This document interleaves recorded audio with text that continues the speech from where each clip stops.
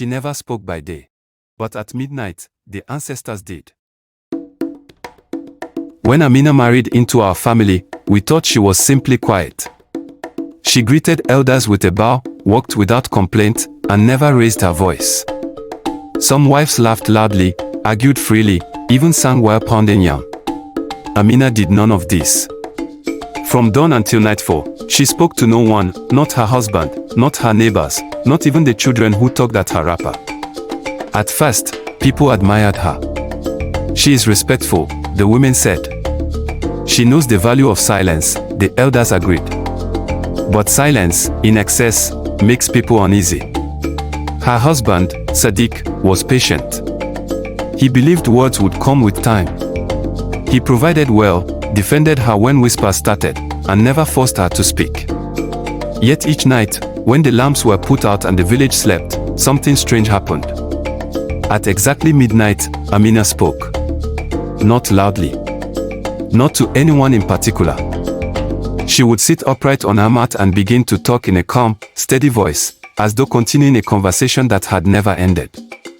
She spoke of names no one recognized, of debts unpaid, of promises broken before she was born. Sometimes she cried. Sometimes she warned. Sometimes she begged. And then, just before the first rooster crowed, she fell silent again. At dawn, she remembered nothing. Sadiq thought it was sickness. He called healers. They found nothing wrong. He consulted elders. They advised patience. But the neighbors had begun to listen at night, drawn by the strange power of her voice. One midnight, an elder recognized the name Amina spoke. It belonged to a man who had died years ago, Sadiq's uncle. Alarmed, the elders gathered secretly and listened together. What Amina spoke that night showed them. She was speaking the truths of the dead. Long before Amina was born, Sadiq's family had wronged another household. Land was stolen. A man was falsely accused. His life ended in disgrace, and the truth was buried to protect powerful names. The ancestors had chosen a vessel. Amina was not cursed. She was appointed. At midnight, the hour when the veil thins, she became the voice of those denied justice.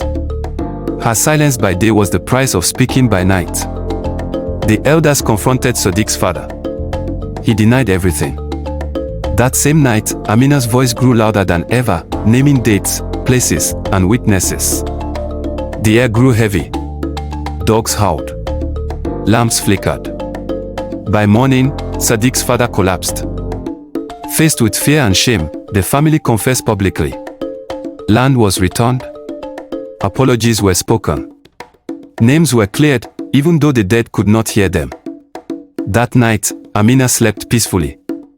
For the first time since her marriage, she spoke at dawn. Her voice was soft, uncertain, but it was hers.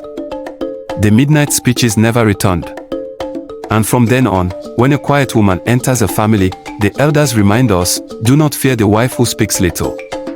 Fear the silence that waits for midnight, for it may carry the voices of the ancestors.